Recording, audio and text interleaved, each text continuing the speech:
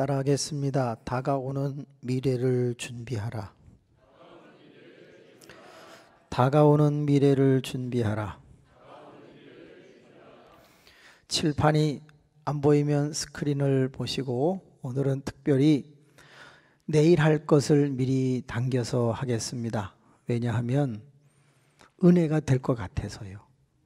그리고 오늘은 특별히 두 가지의 초점을 맞추려고 하는데, 하나는 성경 66권을 1시간 10분 안에 전부 외울 수 있도록 도와드리겠습니다. 그래서 1시간 10분이면 성경이 이렇게 선명한 거구나, 여러분이 핵심을 다 외울 수 있을 거라 생각이 됩니다.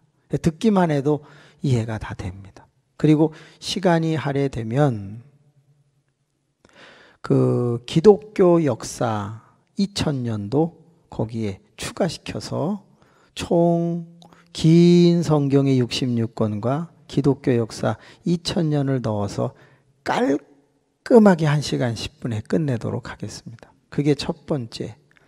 그 다음에 두 번째는 뭐냐, 이 자리에 오신 많은 분들이 내가 진짜 그리스도인인가 가짜 그리스도인인가를 식별해 드리는 밤으로 정하겠습니다. 그래서 진짜는 집에 가시고 가짜는 남아서 저랑 회개기도 하고 그래야 됩니다. 그래서 오늘 진짜 가짜가 이 자리에서 판명이 납니다. 미리 한번 여쭤볼게요. 나는 진짜 그리스도인이다 하는 분 손 들어보세요.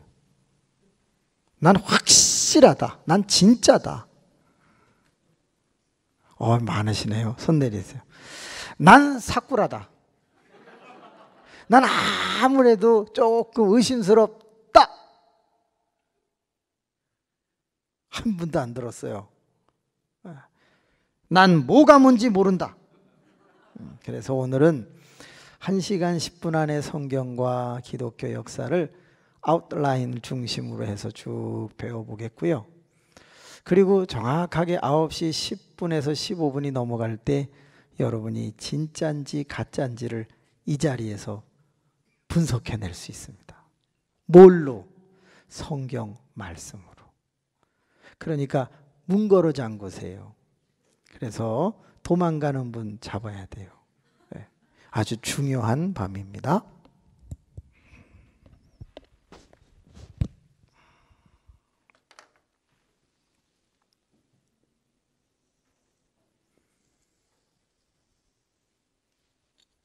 제가 선을 하나 걷는데 이게 뭘까요? 이건 시간을 말하고 있습니다.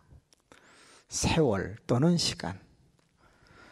성경 66권에서 창세기를 보면 시간의 시작을 두 글자로 뭐라고 그럽니까? 태초라고 합니다. 태초. 시간의 시작. 그러면 태초 이전에 하나님은 계셨나요? 안 계셨나요?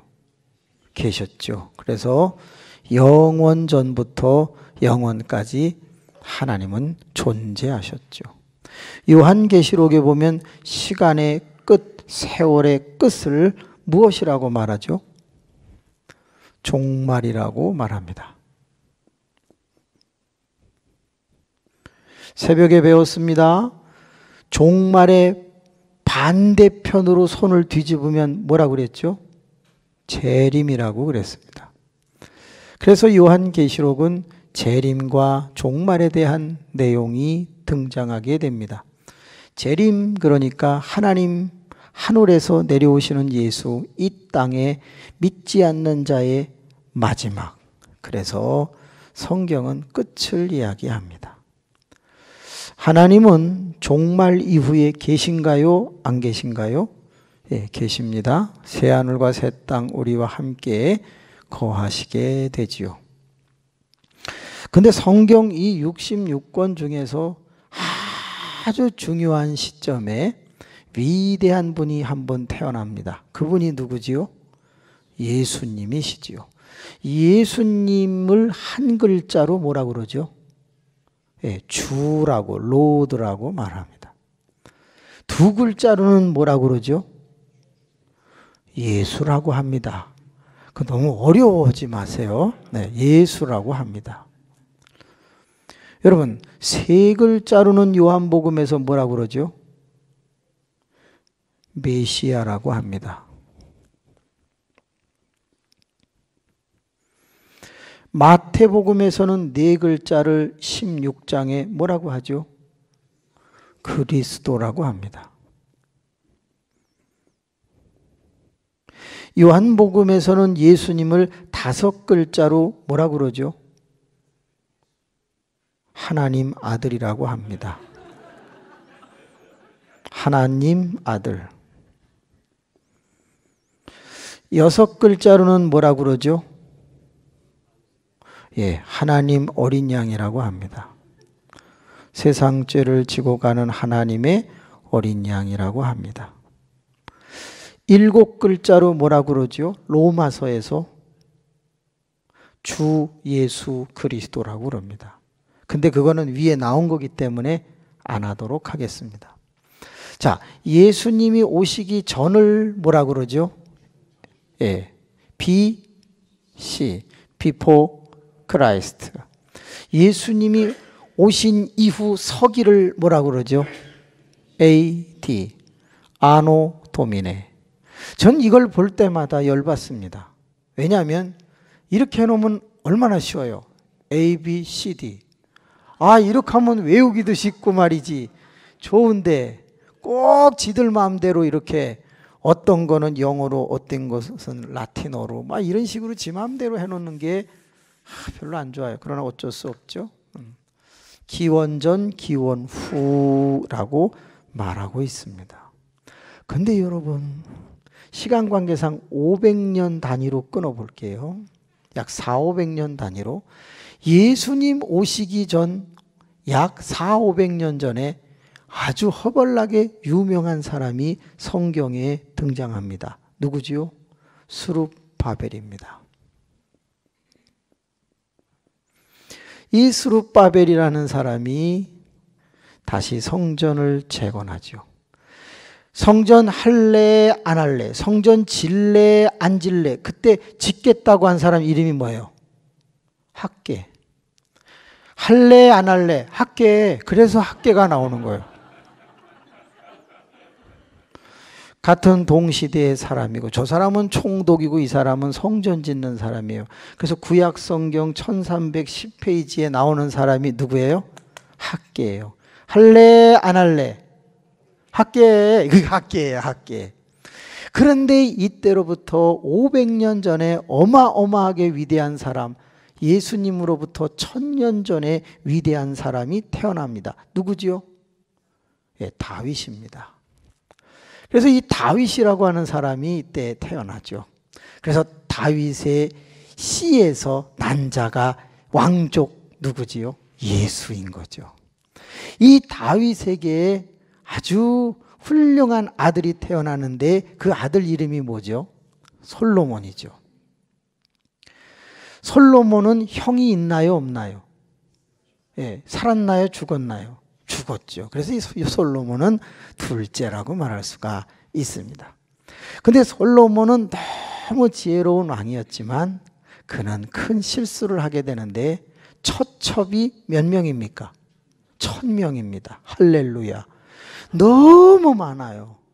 그래서 일일이 밤마다 다 들어가서 그 처첩을 만족시켜 줄 수 없어서 그 처첩들이 이방에서 왔을 때 정략 결혼을 함으로 그들에게 뭘 허락해 주지요?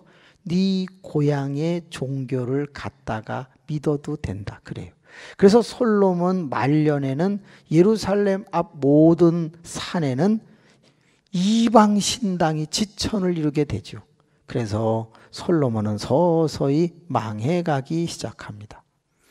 그때에 문무백관 늙은 아주 현명한 그런 지혜자들이 솔로몬이요, 당신의 후예들이 뭘 보고 배우겠습니까? 당신은 참으로 현명한 사람이니 다시 신앙을 바로 세워 글을 남겨주시고 격언을 남겨주십시오. 금언을 남겨주십시오. 해서 쓴 책이 뭡니까? 잠언입니다.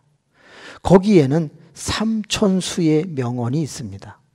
그러니까 3,000문장의 격언이 들어있고 금언이 들어있고 명언이 들어있고 잠언이 들어있다라는 거예요. 그래서 이제부터 우리 후손들에게 이것을 가르치도록 하라 해서 쓴 책이 잠언이죠. 그런데 이 솔로몬이 이렇게 하다가 그만 그가 세상을 떠날 때 나라가 그의 정치의 미숙함으로 쪼개지게 되니 그의 아들 이름이 뭐죠? 르호보암입니다. 당시에 많은 성을 짓던 힘 좋은 사람 하나가 있었는데 그가 10개의 지파 이상의 힘을 규합하여 반기를 들고 일어나니 그 북왕국 이스라엘의 대빵 누구지요? 여로보암이 되겠습니다. 그래서 르호보암과 여로보암 이때에 남북으로 나라가 쪼개지고 19명 많은 왕들이 계속 왕조를 이루는데 북쪽의 왕은 전부 다 하나님을 안 믿습니다. 그런데 남쪽으로 계속된 다윗 왕조의 후에는 그래도 종교개혁을 하고 잘 믿은 사람 7명, 그 중에 탁월한 사람 4명의 왕이 등장하게 되지요. 그래서 이 북쪽은 723년경에 망하게 되고 이 유다는 586, 7년경에 망하게 되니 예수님 오시기 그 전에 망하니까 722년 또는 723년 587년경이니까 어디가 되겠습니까? 요 어간이 되겠죠. 요 어간에 드디어 나온 책들이 무엇이 되겠어요? 다윗서부터 이 모든 스룹바벨 사이에 여기에 나온 책들이 바로 열왕기 상하, 역대기 상하가 되는 겁니다. 그리고 에스라, 느헤미야, 에스더 뭐 등등 모든 책들은 다 여기에서 전부 쓰여졌다고 보시면 됩니다. 이사야, 예레미야, 에스겔, 다니엘도 다 이때. 그래서 요 다윗서부터 스룹바벨 이후 요 어간에 성경의 구약의 대부분이 다 쓰여지게 되는 것이죠. 자, 그러면 이 다윗으로부터 500년 전, 예수님으로부터 1500년 전에 엄청나게 유명한 사람이 태어나는데 그 사람이 누구죠? 예, 모세입니다. 모세. 이 모세라고 하는 사람이 태어나서 드디어 출애굽을 단행하게 되는 엄청난 일을 하게 되는 거죠. 이 모세 때 아주 탄탄하게 만들어지는 법이 하나 있는데 그 법을 뭐라고 그러죠? 율법이라고 말하게 됩니다. 모세는 백성들이 까불자 내가 물을 못 낼 줄 아냐? 그리고 지팡이로 반석을 때리면서 흥분하게 되고 죄를 짓게 되죠. 그래서 하나님의 거룩함을 그만 나타내지 못하는 우를 범하게 되면서 그는 느보산 비스가산 꼭대기에서 그 가나안 땅을 바라보면서 120살에 세상을 떠나고 그 대를 잇는 사람이 누굽니까? 여호수아입니다. 이 여호수아라고 하는 사람은 민수기 13장에 정탐꾼으로 갈 때에 그의 이름은 가데스 바네아에서 여호수아라고 하지 않고 세 글자로 뭐라고 그랬습니까? 예, 호세아라고 했습니다. 소예언서의 호세아와는 다른 거죠. 다른 사람이죠. 이 호세아를 두 글자로 줄였을 때에 뭐라고 그럽니까? 예수라고 합니다. 이 예수와 이 예수는 다른 사람으로 이름만 같은 건데 그러면 여호수아, 호세아, 예수의 이름의 뜻은 뭐지요? 구원이라는 겁니다. 이 모세로부터 500년 전에 어마어마하게 유명한 사람이 태어났는데 예수님 때로부터 2000년 전 사람입니다. 누굽니까? 예, 아브라함입니다. 아브라함. 아브라함은 100살에 누구를 낳습니까? 이삭을 낳습니다. 이삭은 몇 살에 결혼을 합니까? 예, 40살에 결혼을 합니다. 그러면 아브라함의 나이는 몇 살입니까? 어렵습니까? 140살입니다. 그냥 쉽게 얘기해서. 이삭이 리브가하고 결혼을 합니다. 아이가 안 태어납니다. 그래서 열심히 기도했습니다. 몇 년 만에 드디어 에서와 야곱을 낳습니까? 예, 20년 뒤에 낳습니다. 그래서 기장이 짧아서 잘 안 되긴 한데 애써 보겠습니다. 야곱을 쓰겠습니다. 야곱이 태어났을 때에 20년 뒤니까 이삭의 나이는 몇 살? 플러스 20이니까 60살. 그러면 아브라함은 몇 살입니까? 네, 어렵죠? 160살입니다. 플러스 20. 왜 제가 이걸 쓰는지 아십니까? 아브라함은 손자가 태어날 때 살아있었다는 걸 얘기하고 싶은 거예요. 그러면 야곱이라고 하는 사람이 아브라함하고 몇 년이나 같이 살았는가를 보면 아브라함은 몇 살에 죽습니까? 예, 175세의 세상을 떠납니다. 175세. 그러면 야곱은 아브라함 할아버지와 몇 년을 같이 삽니까? 15년을 같이 삽니다. 여기는 75세가 되겠죠. 그런데 여러분, 야곱이라고 하는 사람은 에서와 다르게 주로 어디에 있습니까? 집에 있습니다. 그러면 에서는 뭘 좋아합니까? 사냥을 좋아합니다. 그래서 날마다 그래갖고 한 마리씩 잡아다가 별미를 만들어주면 이삭은 고기를 좋아하기 때문에 그 고기를 밝히면서 먹었습니다. 그래서 이삭은 누구를 좋아했냐면 에서를 좋아했고, 리브가는 누구를 좋아했냐면 집에 있는 야곱을 좋아했습니다. 그런데 여러분 잘 보세요. 그래서 에서의 별명이 뭐냐면 따라합시다. 들사람. 싸돌아다니는 사람이다 이 말이에요. 날마다 사냥하러 들사람처럼 싸돌아다니니 경건할 시간이 어디 있습니까? 그래서 장자인데도 미끄러지는 겁니다. 그럼 야곱은 어떻지요? 집에 있지요. 집에 있는데 제일 많이 만나는 사람이 엄마인데, 엄마는 어떤 여자예요?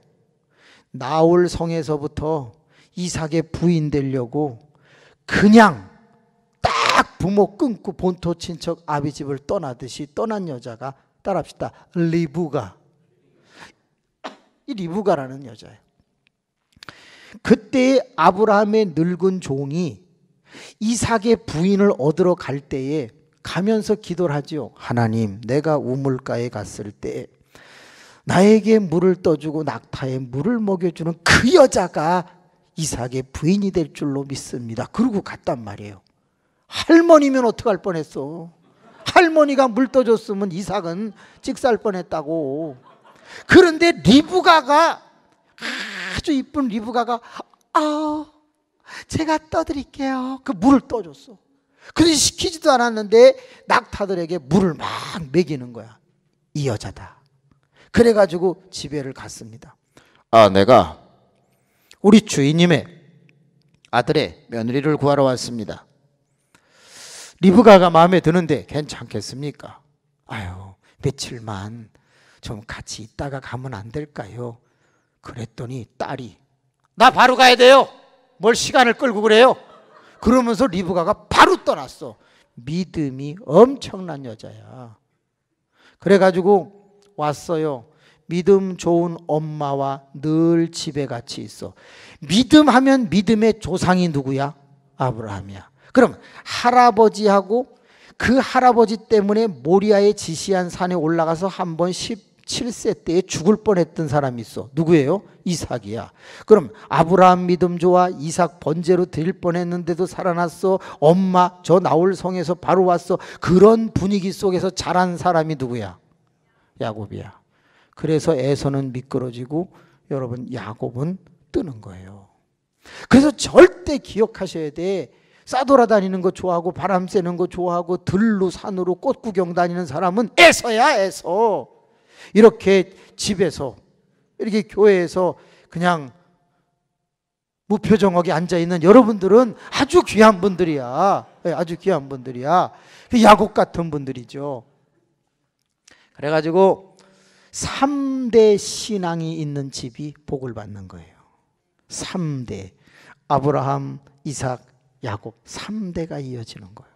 이거 귀한 거예요. 그래갖고 아브라함이 이삭을, 이삭이 야곱을, 그 다음에 이 야곱의 대를 이어서 예수의 족보를 만드는 위대한 사람이 누구예요? 그렇지. 이 교회는 엄청 똑똑해. 어느 교회 갔더니 요셉이래. 참 그 교회는 왜 그러는지 모르겠어. 따라합시다. 키가 안 되네 이거. 요셉. 이게 아니지. 이게 유다지, 유다. 그래서 유다의 넷째 아들을 통해서 예수의 족보가 이루어지게 되죠. 근데 그 유다가 아들이 몇 명 있었는데 첫째 죽고 둘째 죽고 막 그러니까 문제가 됐죠. 그때 그 며느리가 다 이쁘게 화장을 하고 그리고서 유다와 잠을 자면서 아이를 낳게 되죠. 그 며느리 이름이 뭐예요? 왜 다말이죠. 다 말아먹었다. 다말. 그렇게 외우시면 돼요. 자, 그런데 이때로부터 1000년을 거슬러 올라갑니다. 그러면 예수님 때로부터 3000년 전에 사람이 등장하는데 엄청나게 유명한 사람 누굽니까? 노아입니다.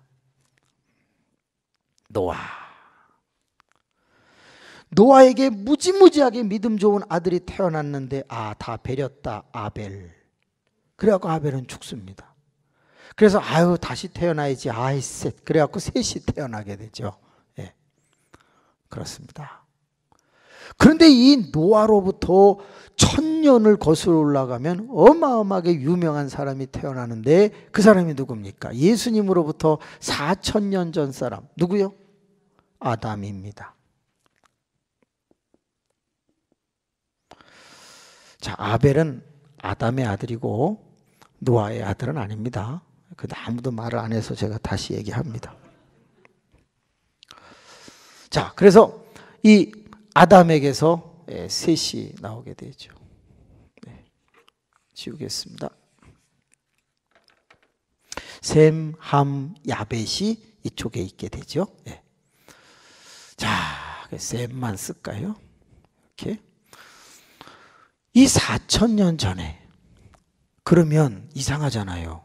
아담으로부터 예수님까지 4000년밖에 안 돼요? 그러면 벌써 젊은 사람들은 뭔 역사가 그거밖에 안 되겠어요. 아담이 그 최초의 인간이라는데 그럼 4000년 전이면 뭐 지금 역사가 얼마 안 됐겠네요. 그래서 많은 학자들이 다음과 같은 말을 했어요. 따라합시다. 상향적 기술법.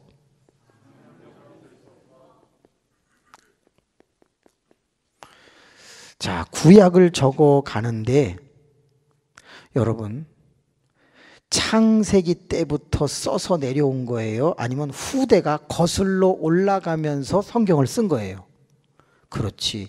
최소한도 성경에 보면 누가 썼다는 얘기부터 나오냐면 모세가 기록했다라는 말이 몇 구절 나와요.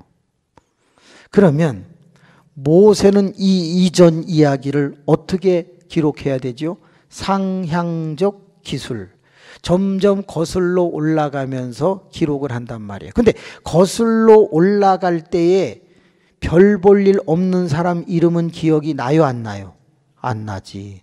따라서 이 성경 39권에 기록된 사람들의 대부분의 이름은 다 나름대로 그 역사의 이름을 남긴 자들이에요. 그리고 별 볼 일 없는 사람들은 이름이 기록이 되지 않았어요. 우리 국사하고 똑같아요. 따라서 많은 사람들은 말하기를 구약의 역사는 이거보다 길지도 모른다. 그러나 중요한 인물을 중심으로 성경은 쓰여졌다. 왜? 역사서이기 이전에 신앙 고백서이기 때문이다. 그런 말을 했어요. 어쨌든 예수님으로부터 족보를 거슬러 올라가 그래서 전부 더해봤더니 4021년이 나왔어요. 아담까지. 그래서 4000년 전에 아브라함이 있었다. 이렇게 이해를 하는 거예요. 아, 목사님, 지구가 그러면 지금 4000년밖에 안 됐어요. 그러면 이제 막 갈등이 생기죠? 아니요. 성경은 피할 길 지혜를 주셨어요. 아담이 만들어지기 전에, 아담은 몇째 날에 만들어졌죠? 6째 날에 만들어졌어요. 그리고 태초로부터 6째 날이 있어요. 1, 2, 3, 4, 5 이렇게 되어 있습니다. 여러분, 하루는 몇 시간이죠? 되게 어렵죠? 24시간이에요. 근데 여러분, 하루가 24시간이 되려면 반드시 있어야 하는 행성이 있어요. 뭐예요? 해달별이에요. 해달이 최소한 있어요. 근데 해와 달과 별이 만들어진 날이 몇째 날이에요? 4째 날이에요. 해, 달, 별.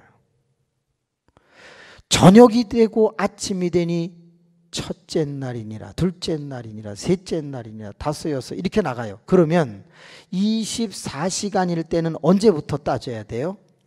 넷째 날, 다섯째 날, 여섯째 날은 24시간이 맞을 수 있으나 첫째, 둘째, 셋째, 첫째 날 빛이 있으라, 둘째 날 궁창이 있으라, 셋째 날 모인 곳은 물이 모인 건 바다라고 드러나는 것은 묻히라고 하라고 했던 그 첫째, 둘째, 셋째 날은 하루가 뭐가 아니다? 24시간이 아니라는 거예요. 그래서 지구의 창조의 역사는 우리가 몰라요. 얼마든지 더 길 수 있다는 것이 성경에도 암시되어 있습니다. 자, 그러면 이렇게 긴 세월이 흐르다가 드디어 24시간씩 흘러서 6째 날 아담이 만들어졌는데, 이 아담을 가리켜 우리가 뭐라고 하죠? 따라합시다. 시조. 시모가 아니라 시조. 그러면 이 시조 이후 아담 이후 많은 사람이 태어났는데 노아 홍수 때 몽창 다 죽고 8 식구가 살아요. 그래서 이 노아를 가리켜서 뭐라 그러죠? 시조라고 안 하고 살아있는 인류의 조상이다. 그래서 세조라고 말해요. 근데 아브라함은 메소포타미아 갈대아 우르에서 나와가지고 약속의 땅 가나안 지시할 곳으로 갔어요. 그래서 그때부터 그가 강을 건넜다. 그래서 그의 이름을 뭐라 그래요? 히브리라고 말해요. 그 히브리라는 말이 그때부터 이 어디 갔어? 아브라함. 여기가 있구나. 이 아브라함을 히브리라고 해서 이 사람을 뭐라고 불러요? 신조라고 불러요. 믿음의 조상이다. 그럼 이 자리에 앉아있는 우리의 조상은 몇 명이에요? 3명이에요. 최초의 조상 시조, 그 다음에 인간의 조상은 세조. 세종대왕 세조 이런 쪽으로 생각하면 안 돼요. 그 다음에 여기는 믿음의 조상 신조. 이게 우리의 조상들이다. 이렇게 성경적으로 볼 수가 있어요. 자, 구약 끝났어요. 다 외웠죠? 네. 창세기로서부터 쭉 나가면서 여기서 이제 요 부분에서 모세오경이 끝나고 사사기 룻기가 지나가고 그래서 구약 39권이 끝나게 됩니다. 자, 그런데 여기서부터가 이제 중요한 거예요. 이 뒤에 쓰여진 게 약 5년경 뭐가 쓰여지죠?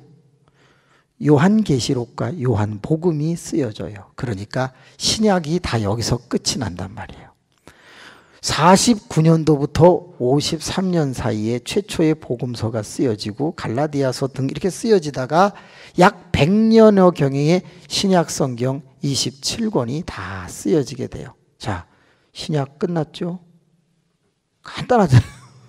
왜 표정이 갑자기 이렇게 껄쩍지근해지고. 그런데 여기에서 다른 것들은 다 마태, 마가, 누가, 요한 이런 복음서 그런 거 이제 지나서 뭐 로마서 이렇게 쭉 고린도전서, 갈라디아서 이렇게 나가잖아요. 그건 전부 1세기 때의 이야기다. 이렇게 생각을 하시면 되죠. 근데 이제 문제가 있는 거예요. 그 요한계시록이 딱 쓰여지고 나면서부터 요한계시록은 몇 장이에요? 22장이에요. 근데 22장에서 이 종말에 대해서 마무리를 짓는 장이 몇 장이에요? 욕을 하시면 돼요. 예, 18장이에요. 그래서 한 번 들으면 잊어버리질 않아요. 이 강의는. 발음을 좀 세게 해보세요. 시작. 그걸 또 하라고 해? 여자가. 아우, 주여 거듭나게 하여 주옵소서. 예. 그래서 18장에서 바벨론이라고 이름 짓는 장망성, 장차 망할 성이 끝이 나게 됩니다. 자, 그러면 이것이 끝이 날 때 위에서 재림에서 내려오는 분은 무슨 말을 타고 내려와요? 흰말이라고 그랬지만 촌스럽게 따라합시다. 백마. 아니, 성경에 백말이라고 돼 있어요. 그래서 예수님이 뭘 타고 오냐면 백마를 타고 온단 말이에요. 흰말이니 백마나 같은 거지만, 근데 이때 딱 백마를 타고 아니, 하늘에서 이렇게 내려올 리는 없지. 하여튼 이렇게 내려와요. 그래서 19장이 되는 거예요, 이게. 그러면 18장과 19장이 지나서 20장, 21장 계속해서 우린 어디로 들어가는 거야? 새하늘과 새 땅으로 들어가게 되는 거니까 여기란 말이에요. 자, 그런데 문제는 이거예요. 요 망하기 바로 전에 첫 번째, 두 번째, 세 번째, 뭔지는 모르겠는데 성경은 요 세 개의 역사를 가리켜 환란이라고 말해요. 그래서 어떤 사람은 몇 년 환란? 예, 7년 대환란이라는 말을 하기도 하는 거예요. 그러면 요 동글 카텐같이 쳐놓은 게 요게 뭐냐? 요건 7인 재앙. 요거는 7 나팔 재앙. 요거는 뭐예요? 7 대접 재앙. 이렇게 돼요. 그래서 요게 요한계시록 6장서부터 쭉 나가는 거예요. 17장까지. 그러다가 18장에서 작살이 나는 거예요. 근데 자꾸 제가 왜 이렇게 이쪽으로 쭉 갔다가 저쪽에서 오는지 아세요? 바로 지금 이 자리에 앉아 있는 분이 계시록 몇 장에 나오는가를 보여주려고 지금 하는 거예요. 그래야지 진짜인지 가짜인지를 알 거 아니에요. 맨날 성경 바깥에서 있지 말고 성경 안으로 우리가 들어갈 수 있는데 계시록 안에 나의 위치가 있다, 그 말이에요. 자, 그러면 요게 6장이니까 요 6장에서부터 4장, 5장은 한우를 얘기해요. 4장과 5장은 한우를 얘기해요. 그리고 2장, 3장은 땅을 얘기해요. 이 땅에는 몇 교회가 있어요? 교회의 모형 7개가 있어요. 에, 서, 버, 려, 두, 사, 빌, 라 해서 려만 싹 빼면 돼요. 에베소, 서머나, 보가묘, 두아디라, 사데, 빌라델비아, 라오디게아 교회와 7개 교회가 땅에 있어요. 여러분 기억하세요. 바로 요한계시록 2장과 3장 내용 속에 저와 여러분이 지금 들어가 있다라고 이해할 수 있어요. 4장, 5장은 천상 예배예요. 하늘에서 예배를 드리는 장면이 나오는 거예요. 근데 하늘에서 예배를 드릴 때 땅에서는 7교회의 모형들이 막 하는데 칭찬받는 교회는 서머나와 빌라델비아 교회밖에 없어요. 나머지 교회들은 다 칭찬도 듣고 꾸중도 듣고 그러면서 7교회 이야기가 나와요. 자, 그러면 이 7개의 모형, 그때 당시에 있었던 소아시아의 7교회 모형이 오늘까지 계속된다고 할 때 문지교회는 7교회 중에 어디에 해당돼요? 네, 골라 잡으시면 돼요. 라오디게아 교회 어때요? 이거 어때요? 이거. 라오디게아. 이 교회는요, 엄청 부자였어요. 이 지역에는 온천도 나왔어요. 그리고 너무너무 부한 동네였어요. 대한민국에서 제일 부한 동네가 어디예요? 여기예요, 여기. 뭔 강남이에요, 여기지. 여러분, 역사가들이 뭐라 하냐면 대전에는 뭐가 없다고 그랬어요? 홍수나 가뭄이나 재해가 없는 지역이라고 그랬어요. 다 이상하게 홍수나 뭐나 재해가 있는데 대전은 그런 게 별로 없다는 거예요. 그래요, 안 그래요? 이상하게 그 기후적으로 재앙이 안 내린대. 최고로 좋은 자리입니다. 특히 이 문지터가 엄청 좋은 터예요. 예. 문을 지킨다, 문지. 한자는 맞는지 모르지만. 그래서 제가 볼 때 이 라오디게아 교회는요, 뜨겁지도 않고 차지도 않은 거예요. 왜? 온천이 나와가지고 이 동네까지 오는데 다 식어가지고 미직지글이에요. 그래서 이 라오디게아 교회는 조금 안 좋은 교회예요. 여기는 빌라델비아 교회이기를 원합니다. 작은 능력으로 큰 일을 행했던 교회, 칭찬만 들은 교회, 빌라델비아 교회. 이 빌라델비아 교회라고 하는 말 안에 뭐가 있죠? 형제를 사랑한다, 이런 말이 들어있어요. 여러분, 서머나도 참 좋은 교회인데 이 교회는 문지교회가 닮지 않기를 원합니다. 왜? 다 죽어야 돼요. 순교하는 교회예요. 그래서 죽도록 충성하라가 이 교회예요. 빌라델비아는 적당히 이렇게 돼 있어요. 작은 능력으로 자란 교회, 여기는 그냥 가는 교회. 그랬어요. 여러분, 문지교회가 그냥 가기를 원합니까? 하나님, 이 교회는 말을 하지 않습니다. 자, 그래서 지금 여기를 가고 있는 거예요.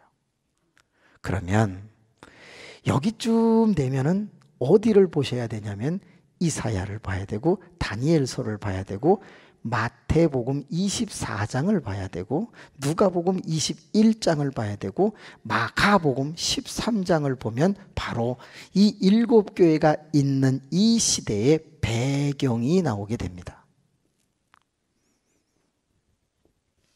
마태복음 24장, 마가복음 13장, 누가복음 21장, 데살로니가 또 볼 수 있습니다. 전서. 그 다음에 이사야, 예레미야, 다니엘, 이런 데를 보면 지금 우리가 살아가는 상황이 보이게 됩니다. 자, 그러면 볼까요? 여기서부터 여기까지, 신약이 쓰여진 여기까지를 뭐라 그러냐? 교회 시대라고 말합니다. 기독교 교회 역사 시대라고 말해요.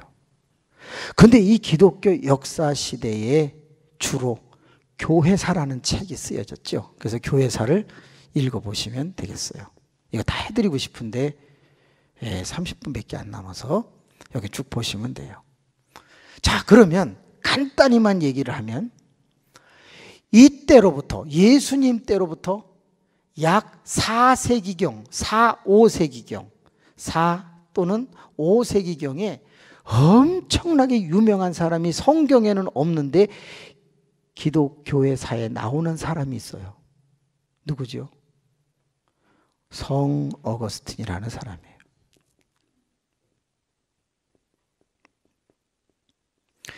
이 성 어거스틴이라는 사람은 젊었을 때 아이를 가졌고 음탕하고 아주 타락한 자였어요. 근데 그의 엄마가 엄청 기도를 많이 해갖고 이 사람은 거룩하게 바뀌기 시작을 하면서, 그때는 기독교가 없었고 그냥 이 천주교라고도 말하지 않고 뭐라 그러죠? 정통이라고 하는 이 성경이 쭉 가고 있었단 말이죠. 그때의 이 성 어거스틴은 자기가 죄를 너무 많이 졌다는 걸 알고 22살 이후에 그가 놀라운 책을 하나 쓰는데 이 책을 써요. 뭐죠? 나는 전적 타락했고 하나님은 오직 의로우신 분이다. 그래서 모든 구원은 하나님에게로부터 오는 거지 내가 할 수 있는 일은 아무것도 없다. 그러면서 의사상을 외치기 시작해요. 이렇게 막 이제 외치고 가는데 그때에 요 어간에 로마의 국교로 기독교가 되는 밀라노 칙령이 조금 전에 일어나게 되고, 그로 인하여 이 시기가 무슨 시기가 되냐면 중세 암흑기가 됩니다. 약 1000년 동안 중세 암흑기가 시작됩니다. 이 중세 암흑기의 끝부분에 드디어 이 교회가 너무너무 타락했다 그래서 아주 유명한 사람이 1500년경에 1000년이 지나고 태어나게 되는데, 그 1500년경에 태어나는 유명한 사람 이름이 뭐예요? 루터죠. 루터. 또 누구 있죠? 총 이름, 칼빈이 있어요. 총 이름이 있다. 그 다음에 또 누가 있냐면 쯔빙글리라는 사람이 있어요. 짜증나는 사람이죠. 이름이 좀 그래요. 이 사람이 종교개혁을 단행한단 말이에요. 그리고 그때에 개신교가 시작되면서 천주교와 나뉘게 되고, 이 개신교가 약 500여 년 흐르면서 지금 우리가 살고 있는 이 시대로 오게 되었다 그 말이에요. 자, 퀴즈. 그러면 5세기경, 4, 5세기경에 성 어거스틴이 있었고 1000년 동안 교회시대 중세 암흑기 타락이 있었고 1500년에 그 타락을 좀 종교개혁하자 해서 종교개혁자들이 나왔고, 그때로부터 500년이 지나서 지금 우리가 살고 있는 2000년대가 되었다. 지금 2000년대에 이 에서버려두사 빌라 7교회처럼 지금 교회가 막 종말을 향해서 가고 있다. 7 인재양, 나팔재양, 대접재양을 향해서 가고 있다라는 거예요. 그러면 지금 2000년대에 가장 위대한 사람이 하나 태어났어요. 누구예요? 지금 여기서부터 계속 했잖아요. 아담, 노아, 모세, 다윗, 뭐 이렇게 스룹바벨 막 이렇게 가잖아요. 그리고 여기서 이제 사도들이 있고, 그 다음에 성 어거스틴이 있고, 타락하다가 드디어 루터, 칼빈, 쯔빙글 이렇게 있잖아요. 그리고 500년이 지났어. 지금 우리가 살고 있는 시대야. 가장 유명한 사람이 태어났어. 누구예요? 살아있어.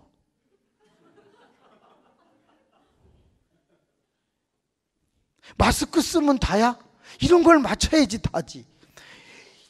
엄청나게 유명한 사람이야. 김홍량이요? 하나님, 이단 같은 소리 하지 않게 하여 주.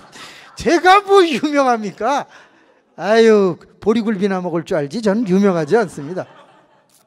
어마어마하게 유명한 사람이 지금 있어. 누구예요? 뭔 또 김영민 목사. 하나님, 이 교회는 아무래도 교주적인 경향이 있습니다. 한 글자. 한 글자. 맞아요. 나예요. 여러분 자신이라 그 말이에요. 지금 이 교회 시대 지금 여기에 나라고 하는 존재가 있는 거예요. 언제까지 남의 얘기만 할 거예요? 지금 2020년대 이 시대를 살아가면서 종말과 재림을 앞에 놓고 교회 시대를 살아가는 내가 7년 대환란을 앞에 두고 남의 얘기만 할 거예요. 미안한데 이 부흥회가 왜 열렸는지 저는 알고 있어요. 여러분이 이 시대에 하나님이 가장 쓰시기를 원하는 위대한 주인공이라는 걸 잊지 마시기 바랍니다. 바로 여러분이에요. 정말. 근데 문제는 뭐냐? 내가 지금 살아가고 있는 이 2장에서 3장, 4장에서 5장은 하늘이니까 2장에서 3장, 그리고 6장서부터 4장, 5장 빼고 지금 인재양, 환란이 계속되는 이 시기에 있는데 이때를 가리켜 통칭하여 성경은 두 글자로 종말 전의 세상이다. 세상이 끝나간다. 그래서 뭐라 그래요? 말세라고 하는 거예요. 그래서 지금 우리가 살고 있는 시대를 뭐라 그런다? 말세. 그럼 조금 더 가면 뭐가 되죠? 말세 지말이 되는 거죠. 말세 중에서도 끝이 된다. 이렇게 되는 거예요.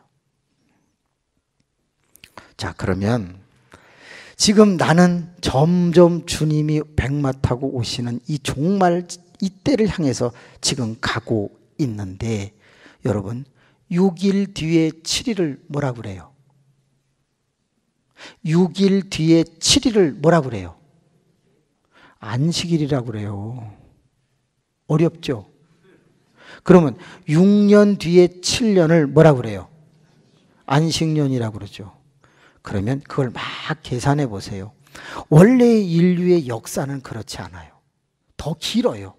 그런데 성경은 이상하게 우리에게 뭔가를 암시하고 있는데 그때와 그 시는 알 수 없는데 그냥 우리가 얼추 성경 기록된 연대로 따져보면 구약이 몇 년 나와요? 4,000년이 나와요. 신약이 지금 100년 동안 쓰여지고 그 다음에 1900년이 지나서 2000년대를 살아가고 있잖아요. 합하면 뭐예요? 6000년이죠. 근데 6000년의 의미가 있는 게 아니라 6 다음에는 뭐가 와요? 7이 오지요. 그러면 꼭 그런 걸 숫자적으로 계산하는 건 아니죠. 그날과 그 시는 알 수 없어요. 그렇지만 meaning, 의미로 볼 때 구약과 신약을 합하고 지금 우리가 살고 있는 때가 영원한 천국으로 들어가기 위한 7로 들어가기 위한 6의 마지막 때를 살고 있다라고 의미적으로는 받아들일 수 있다 이 말이에요. 새벽에 말했죠. 개인적 종말, 우주적 종말이 다가오고 있다라는 거예요. 자, 그러면 여기까지 따라오시느라고 엄청 애쓰셨어요. 제가 보니까 8분이 입신 상태에 들어갔어요. 그래도 해야 돼요, 이거는. 왜? 너무너무 중요하니까. 자, 1시간 만에 다 끝났는데 그런데 조금 안으로 들어가 보잔 말이에요. 그러면 내가 진짜 주님 종말 재림하시는 이 시점 말세에 살고 있는지 안 한지를 숫자로 4,000, 2,000 해갖고 그렇게 껴맞추지 말고 뭐 다른 거 없냐? 있지. 그게 뭐냐? 구약의 16권의 예언서와 신약의 한 권 요한계시록 예언서 총 17권을 뒤져보면 종말에 나타날 징조가 108가지가 나와요. 108가지. 그런데 이 108가지 중에서 현재 우리가 살고 있는 이때에 나타나는 게 90%가 넘어요. 그래서 우리가 지금 종말이 가까웠다는 말을 하게 되는 거예요. 자, 그러면 90% 일어나고 있는 108가지 중에 여러분이 한 번도 들어본 적이 없는 것들만 한번 얘기해 볼게요. 자, 마태복음 24장 14개 나와요. 마가복음 13장에도 7개 나와요. 누가복음 21장에도 9개 나와요. 이사야에는 23개 나와요. 예레미야, 다니엘서에도 많이 나와요. 그걸 다 합하면 몇 개다? 약 학자마다 틀리지만 100가지 이상의 징조가 있는데 그 중에 하나, 지진이 일어난다, 국지전이 일어난다, 세계전이 일어난다, 또 가뭄이 든다, 이상기후가 온다, 이런 것들은 다 여러분이 아시죠? 한 가지,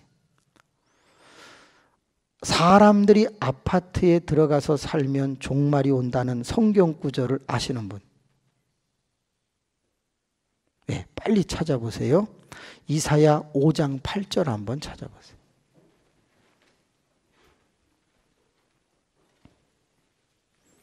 이사야 5장 8절.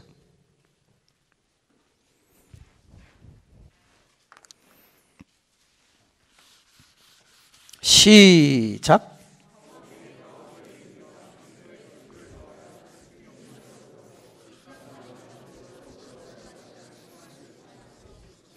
이사야 5장은 예루살렘이 멸망할 때의 현상을 말하고 있어요.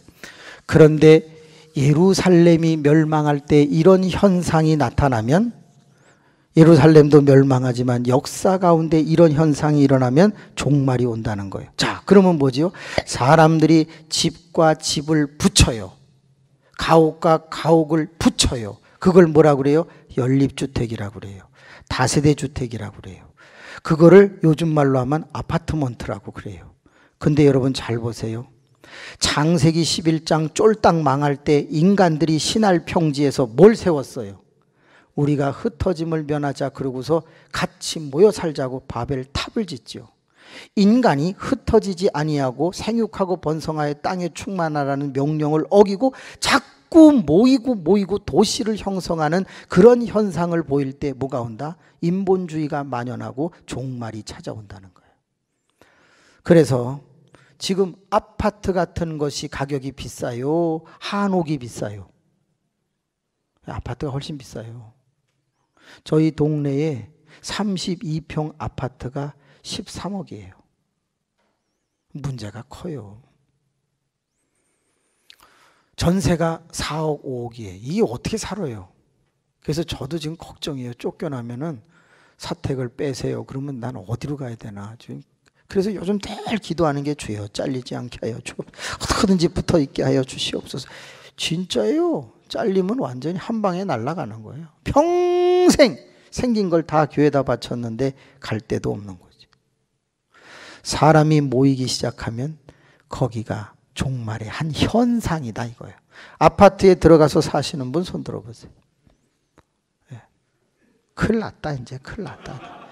지금 이렇게, 그리고 아파트를 여러 채 가지고 혼자 독처하려고 하는 사람은 화 있을 진저 그랬어요. 그래서 아파트 여러 채 가진 사람은 죄가 많다는 거예요. 2채 이상 가지신 분 엄지발가락을 까딱까딱 해보세요. 그러면 조금만 더 나가볼게요. 이건 현상을 말하는 거예요. 아파트에 들어가서 사는 사람이 벌이 임한다는 뜻이 아니고 이런 현상이 나타날 때 인본주의가 발달하고 결국은 종말이 오게 된다는 거죠. 자, 여자가 정을 통하는 눈으로 다니기 시작하면 종말이 온다고 그랬어요. 그러면 여자가 정을 통하면서 다니는 눈을 하면은요, 어떻게 하는 건지 아세요? 보여드릴게요. 막 이런 거 바꿔 말하면 화장을 말하는 거예요. 그냥 민낯은요 전혀 찌릿찌릿 안 해. 근데 뭔가 이렇게 색깔을 딱 가미하면 그때부터 이상해. 그 눈빛이. 아이라인, 아이샤도우를 권사님도 발라봐요. 찌릿찌릿해. 막, 예. 젊은 사람만 그런 게 아니야. 뿐만이 아니라 치마가 짧아지고 하체가 드러날 때 여자의 모습에 의해서 종말을 알 수 있다는 거예요. 특별히 여자들이 목을 길게 빼는 일들이 일어나면 종말이 온다고 그랬어요. 왜? 팔레스타인은 가리잖아요. 근데 목을 길게 빼려면 옷을 어떻게 입어야 되게요? 목을 잡아 들이키는 게 아니라 옷을 패여진 걸 입어야 돼. 그럼 옷을 패여진 걸 입으면 목이 길어지고, 그러면 옷을 패면 뭐가 나와요? 가슴이 이렇게 섹시하게 보이도록 한단 말이에요. 근데 이게 가슴이 절벽인 사람들은 그걸 이렇게 보여줄 수가 없으니까 뭘 해야 돼요? 유브라라는 걸 해야 되는 거예요. 또는 뽕브라라는 걸 해야 돼. 그래갖고 이걸 후 이렇게 올려갖고 후 이렇게 해갖고 보이게 한다. 그게 뭐예요? 섹시하게 보이게 만드는 거야. 화장해가지고. 그리고 뭘 하고 다니냐? 여러분 팔찌에 금사슬, 금팔찌 하신 분 손 들어봐봐요. 그건 기본이야. 발에다가 하는 사람이 나타날 때 종말이 온다고 그랬어요. 귀걸이를 1개 아니라 2개 이상 하는 사람이 많아지면, 남자가 하는 때가 오면, 피어싱을 하는 때가 오면 그때는 종말이 온다고 그랬어요. 자, 이사야 찾은 김에 3장 16절 한번 찾아보세요. 3장 16절부터 한번 쭉 읽어보겠습니다. 시작.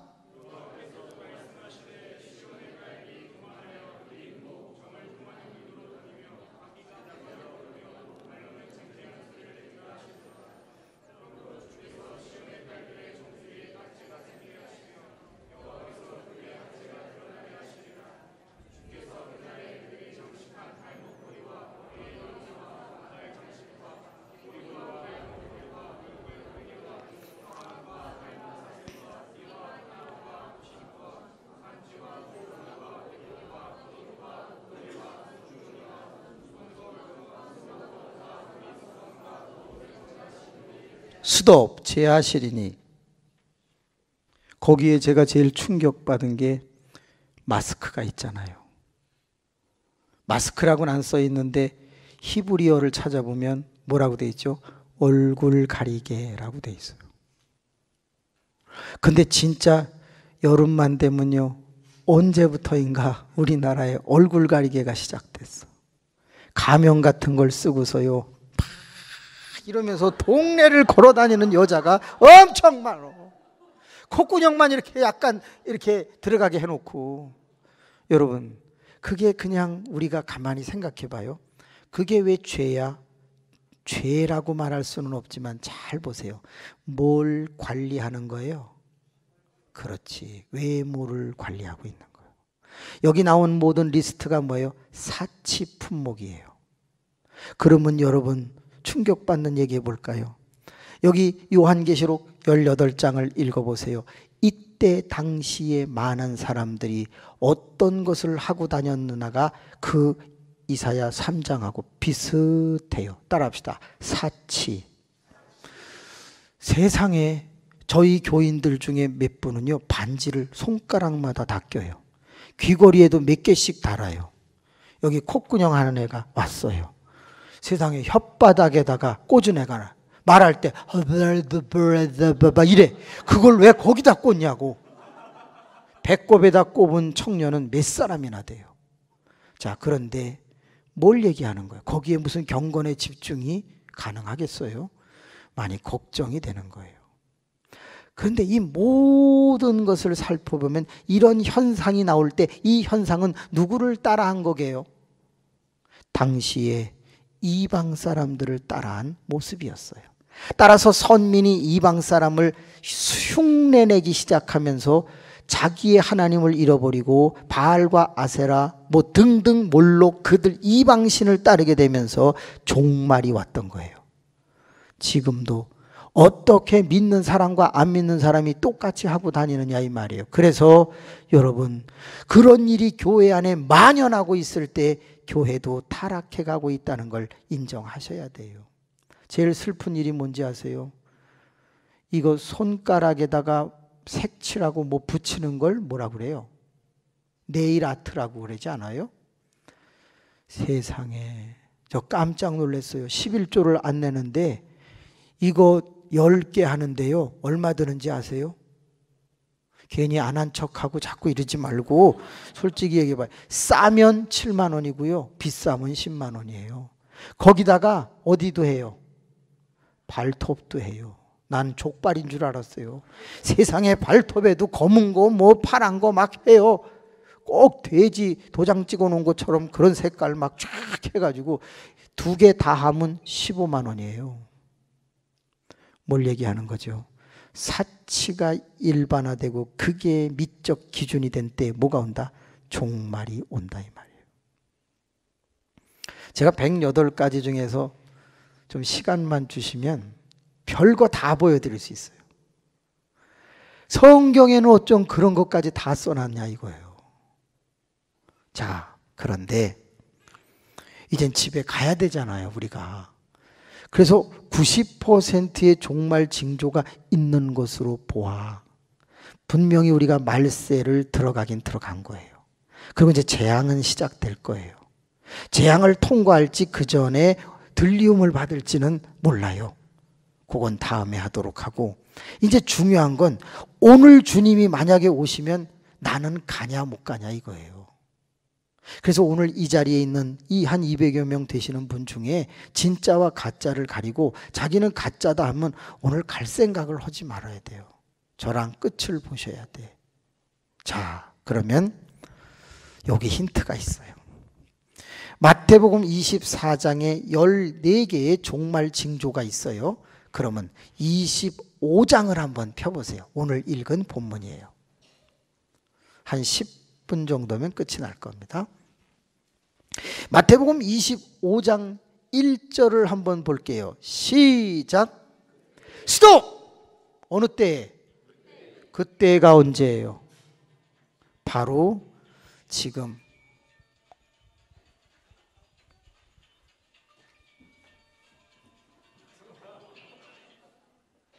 난 주님이 오시는 줄 알았어. 아무도 없는 데서 소리가 나가지고. 하나님 참 놀라운 교회입니다. 자, 마태복음 24장에는 말세의 징조들이 14개에서 16개가 나옵니다. 지진, 전쟁, 기근, 가뭄, 이상기후 뭐 여러 가지 거룩한 곳에 가증한 것이 앉아있기 시작한다 등등 많은 게 나와요. 그리고 나서 그때에, 그리고 25장이 시작되는 거예요. 그때의 시작. 스톱. 거기서 신랑은 누구예요? 이 백마 타고 오시는 예수님을, 재림을 얘기하고 있는 거예요. 그런데 그때 신랑이 오는데 몇 처녀가 맞으러 나가요? 그러면 그 10처녀는 신부예요? 아니에요? 아니지. 신부가 10명이면 안 되지. 그러면 뭐예요? 이거는 들러리를 말하는 거죠. 들러리. 그죠? 자, 그래서 비유에는 항상 한계가 있어요. 다 껴맞출 수가 없는 한계가 있어요. 어쨌든 여기서부터 우리가 고민을 해봐야 되는 거예요.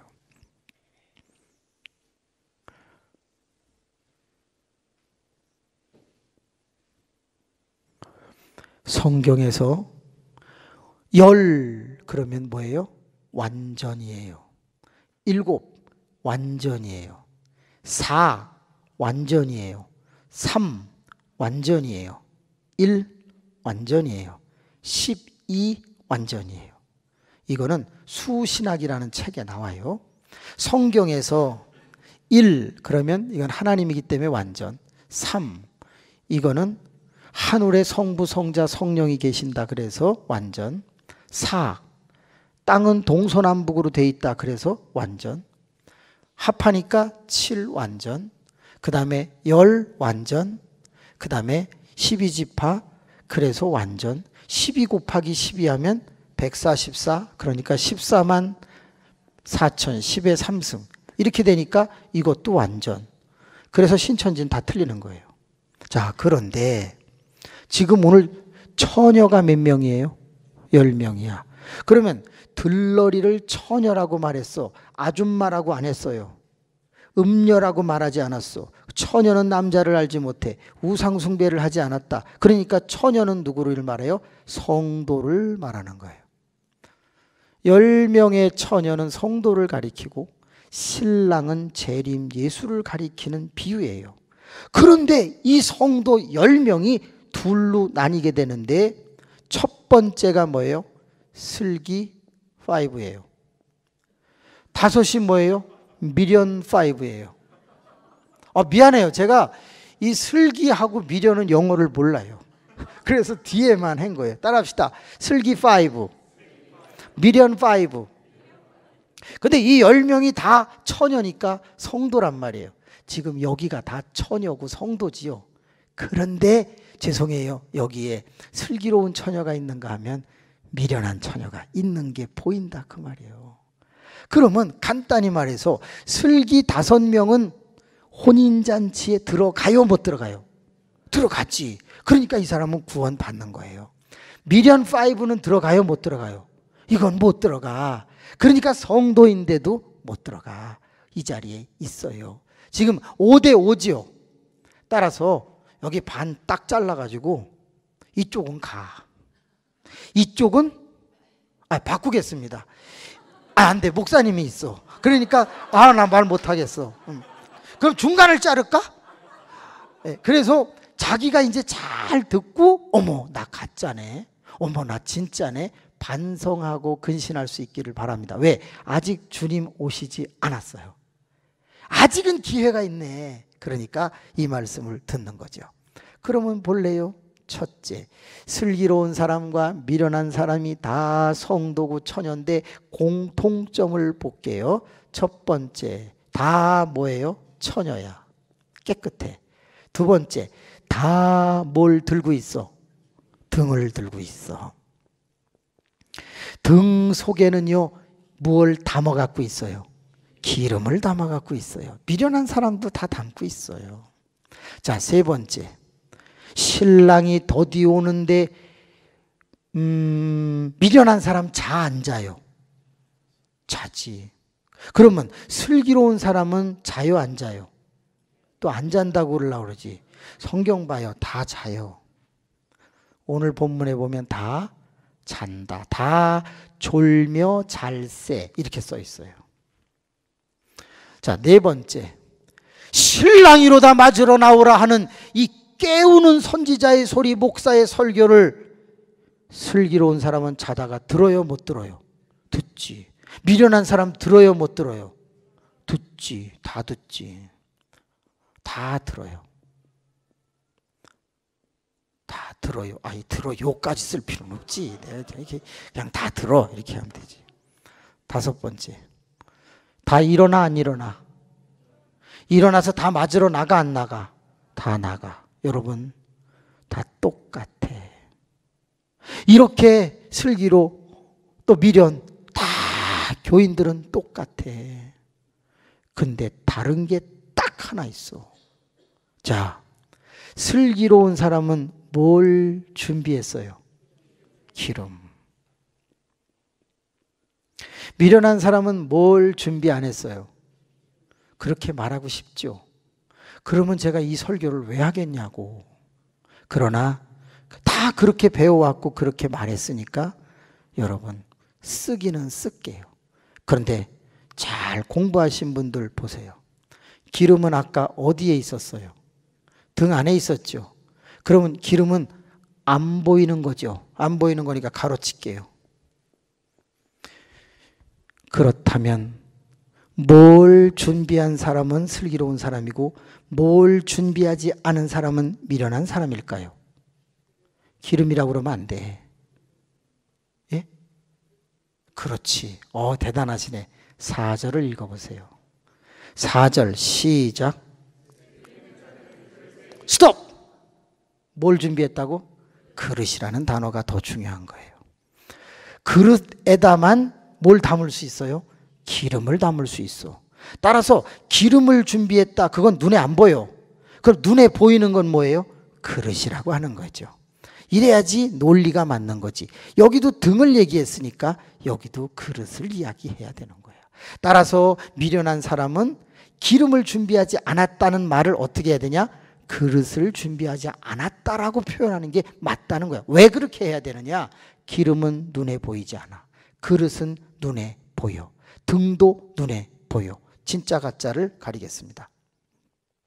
자, 그러면 첫 번째, 마지막 때의 성도가 준비해야 될 것이 세 가지가 있다는 거야. 하나는 뭘 준비해야 돼요? 등. 두 번째 뭐 준비해야 돼요? 기름. 세 번째 뭐 준비해야 돼요? 그릇. 이렇게 되는 거예요. 그럼 우리가 일반적으로 해석할게요. 등, 이건 무엇을 가리키죠? 눈에 보이는 거, 날마다 내가 가지고 다니는 거. 이건 마태복음 5장 13절에서 16절을 읽으면 몸을 가리켜요. 몸. 사람의 육체. 그래서 교회 다니는 사람은 육체를 막 굴리면 안 돼. 육체를 잘 관리해야 돼. 왜? 거기 이렇게 돼 있어요. 너희는 세상의 빛이라 그랬어요. 그러면 빛을 뭘로 비춰요? 우리의 착한 행실로 비치게 되어 있어. 그게 마태복음 5장 13절에서 16절까지예요. 더 충격적인 거. 여러분, 이 계시록 18장과 19장에 가보세요. 하얀 세마포 옷을 입었으니 이것은 성도들의 착한 행실이라 이렇게 돼 있어요. 그러니까 여러분, 행동을 막 하는 사람은 등잔이 어두운 거야. 옛날에 호롱불 같은 거 보면은요, 끄름이 타가지고 검으면 잘 안 보여. 그래서 엄마가 어떻게 하라냐면 그거를 걸레를 넣어가지고 물로 이렇게 돌려갖고 안을 깨끗이 닦아서 그 다음에 이렇게 다시 탁 올려놓으면 그때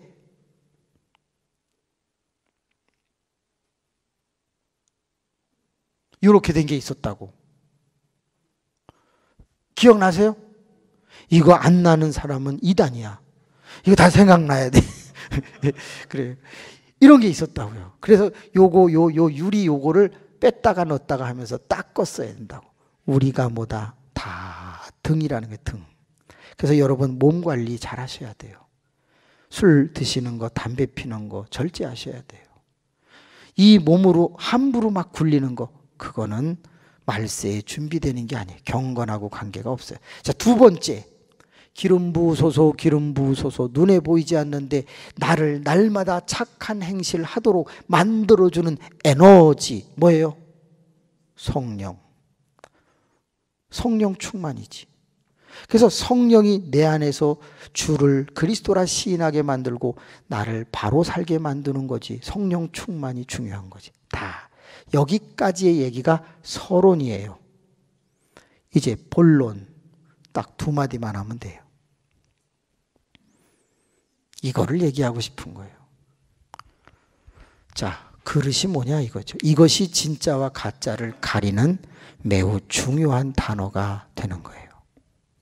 여러분, 등이 눈에 보이듯 그릇이라는 것도 눈에 보여요. 그리고 그 그릇 안에는 언제든지 성령을 내가 떨어졌을 때 내 속에 넣어줄 수 있도록 간직된 어떤 그릇이에요. 그러면 지혜를 발휘합시다.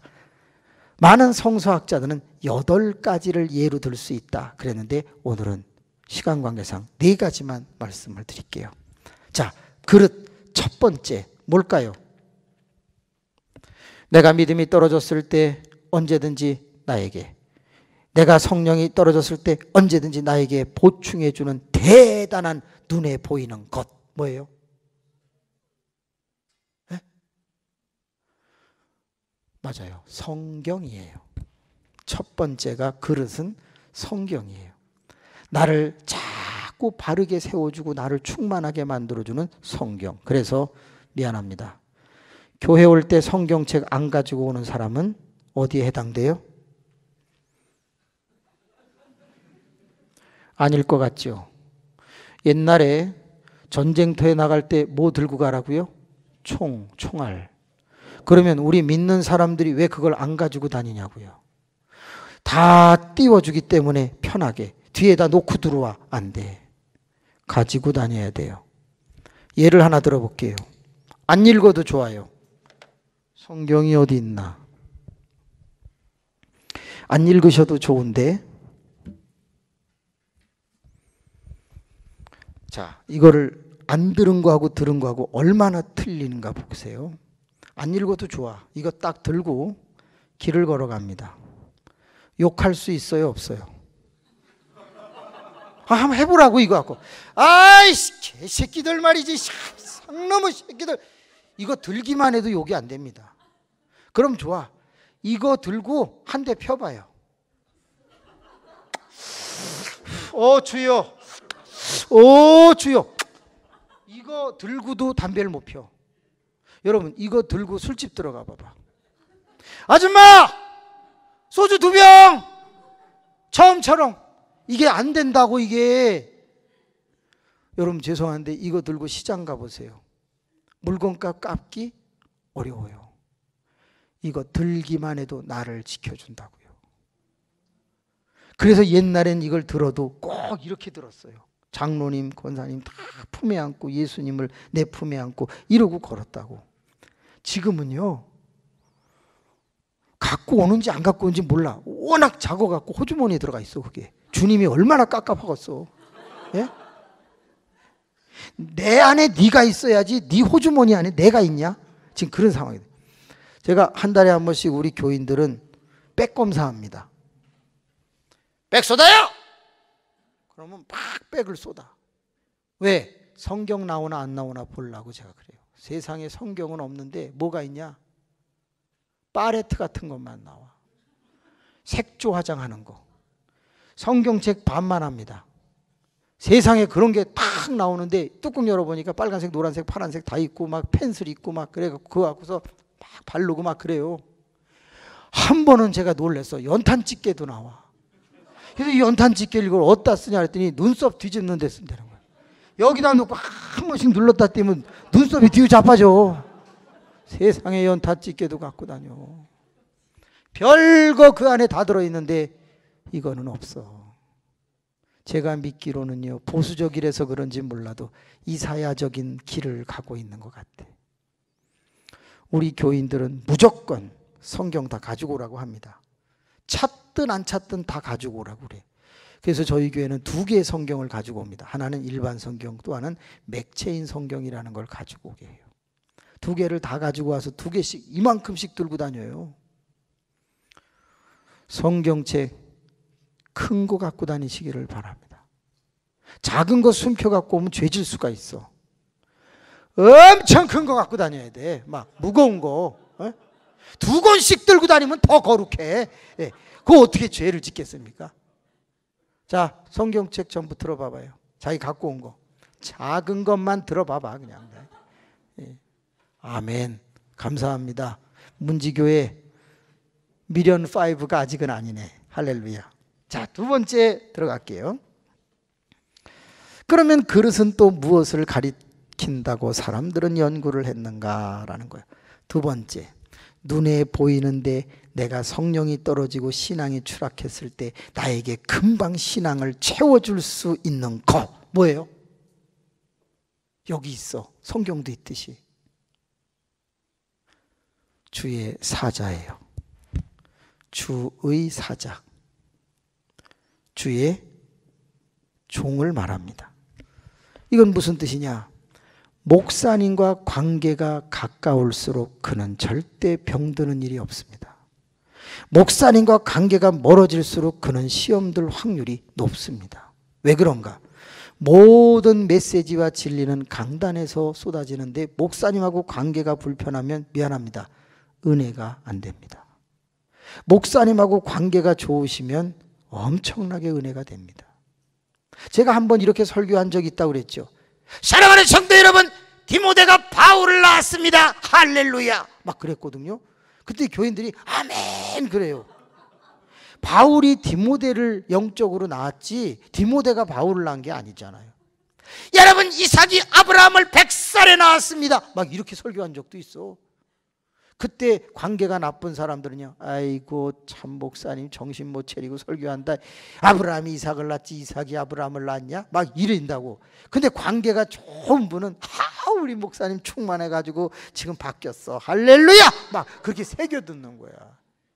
우리 교인 중에 신집사라는 분이 있어요. 그분은 나 성경 보고 뒤집어질 뻔했어요. 몇 월 며칠 날 이 본문을 갖고 무슨 설교했는지 다 써놨어, 성경에다가. 그 한 번은 설교를 하는데 그분이 그래요. 목사님 이거 2년 전에 하신대요. 딱 그러더라고. 그런 거 써놓지 말고. 여러분, 이야 참 중요한 거예요. 목사님하고의 관계. 자, 금년 5월 달이 시작됐는데 4개월 동안 목사님하고 차라도 한번 잡숴 보신 분 손 들어봐봐요. 라면, 차, 만두, 음식 뭐든지 좋아. 나는 우리 담임 목사님하고 뭘 같이 먹어본 적이 있다. 그럼 손을 내고 아직까지 없다. 어머, 이 교회는 왜 이러니? 아무도 손을 이쪽도 저쪽도 안 드네.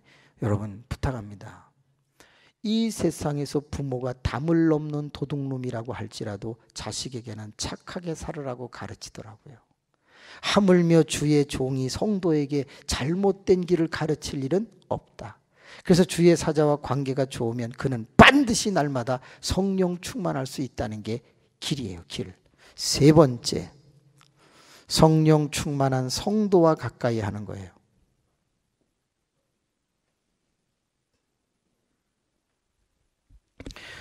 아무나 가까이 하는 게 아니고 성령이 충만한 성도. 어떤 성도냐? 아유, 부흥회 갑시다. 성령 충만한 사람이야. 아유, 뭐 빠질 수도 있지. 좀 불안한 사람이야. 고리타분한 것 같고 너무 종교적인 것 같지만, 종교에 매이는 것 같지만 미안합니다. 그분이 나를 살립니다. 어쩔 수 없어요. 네 번째, 이거 마치시는 분에게는 제가 부흥으로 역전하라. 이번에 역전이 주제이기 때문에 부흥으로 역전하라. 제가 쓴 책을 드리도록 하겠습니다. 자, 네 번째 그릇은 무엇일까요? 네. 예배? 눈에 안 보여. 이게 눈에 보이는 거여야 돼. 예배도 좋아. 예. 봉사? 예배 봉사 합한 건데. 예봉이라고 그러면 안 돼. 예. 예? 뭐? 헌신 합한 거야. 예봉헌 이러면 안 돼. 예. 두 글자예요. 항상 내 옆에 붙어 있어. 그리고 내가 뭔가 약해지고 기름이 떨어졌을 때 내 안에 성령을 확 넣어줄 수 있는, 내가 볼 수 있는 거야. 예. 그거 합한 거야. 관계상 한 분만 더 받을게요. 따라합시다. 습관.